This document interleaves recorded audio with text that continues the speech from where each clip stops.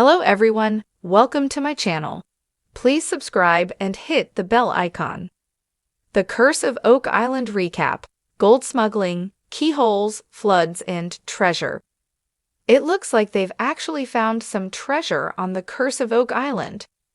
Granted, the gemstone shown at the end of this week's episode wasn't a chest full of jewels, and it wasn't in the money pit, but it's a start.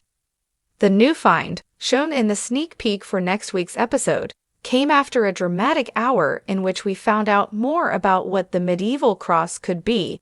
A decorative keyhole was discovered, and the DMT shaft, well, went the way of so many other shafts before it. There are now just 2 more episodes left in Season 5 of The Curse of Oak Island, but there's still time for something really big to come. Last episode, historian Zena Halpern speculated that the medieval cross found by Gary Drayton at Smith's Cove could be a representation of the Punic and Phoenician goddess Tanit. This time round, author and Knights Templar researcher Kathleen McGowan-Coppins returned to the show to give her take. She told the team how she had spoken to Toby Dobler, the Grand Master of the Knights Templar in France, who Marty Legina and son Alex previously met in Rennes-le-Château 3 years ago. His take? He believes the cross may have been part of a necklace used to smuggle gold.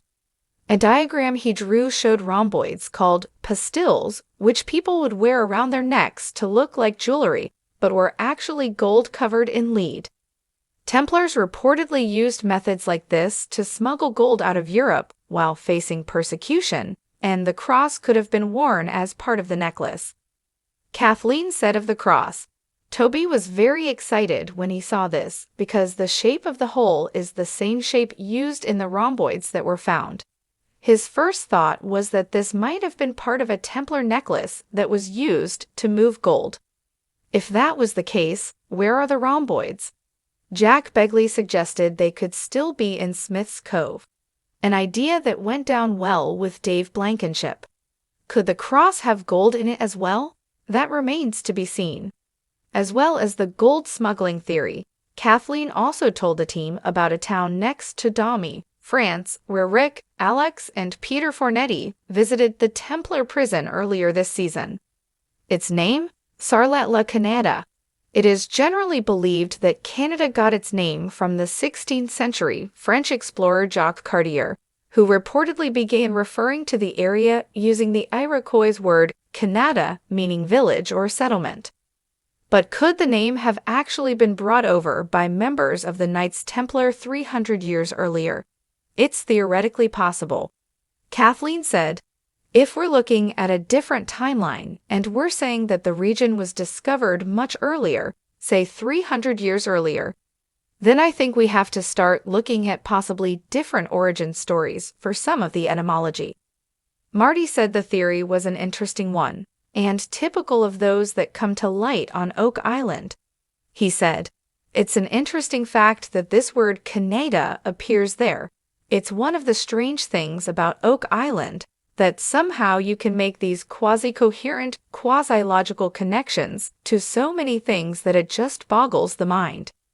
Before Kathleen left the island, Rick, Marty, and Gary Drayton took her to Smith's Cove to show her where the cross was found.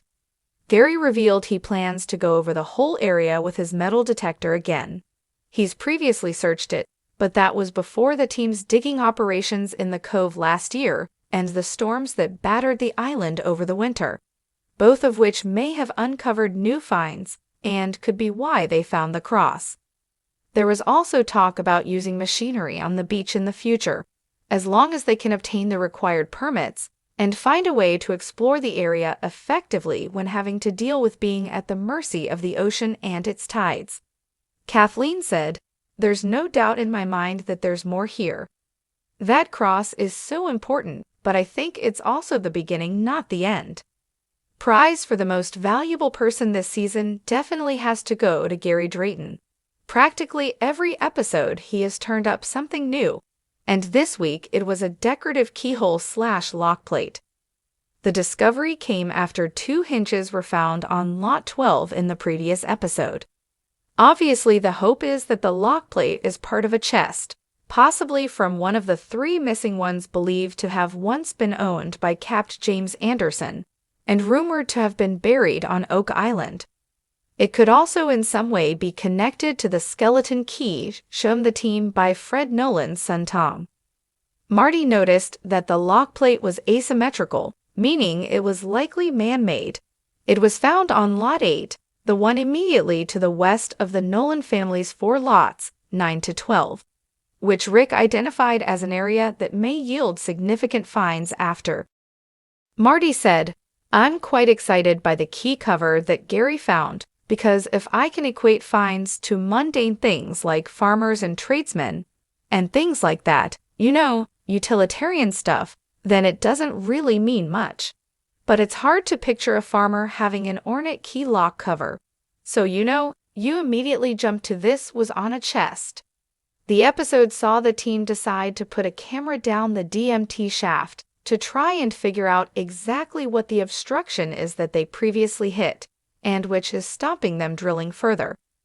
To do that, they first had to pump water out from the bottom. They then called in remote camera specialists Tony and Nick Peveril, whose Spectrum 120 high-definition camera gave them a 360-degree view of the bottom of the shaft. Rick was hoping to find wood, which would mean they could have hit a tunnel built by the original constructors of the money pit. What did they see? Annoyingly, not much. Rocks and sludge, mainly. From above, it looked like they could see a hard bottom, but it was hard to tell anything from the camera footage. And they didn't really get much of a look, because just as Rick was suggesting getting eyes and boots down there, just as they were looking at the footage from the bottom of the shaft on a screen, Alex Legina suddenly noticed that the bottom of the steel caisson was becoming visible as water started to seep in underneath. And then, a deluge. The team rushed to pull the camera up as water flooded into the shaft, filling up to the water table in a matter of seconds. Rick looked close to despair as he realized what had just happened. As fans of the show know, this is by no means the first time this has happened in the Money Pit area. It happened to the Onslow Company back in 1804, and it's happened plenty times since. Does this mean that the team have hit one of the booby-trapped flood tunnels, which some believe were built to guard the money pit? After failing to break the obstruction with a 4-ton chisel bit last episode, and with the DMT shaft now full of water, the team decided to use a 35-foot piece of steel known as an H-mate to probe the bottom and get a better idea of what's in their way. The H-mate is designed to determine the size, surface area, and orientation of things underground, and after using it, Mike Jardine's verdict was, the obstruction is metal, either cast iron or steel. Narrator Robert Clotworthy said in a voiceover, "If true, it could mean the object was placed there deliberately and hundreds of years ago, as no existing records mention the use of steel by previous treasure hunters."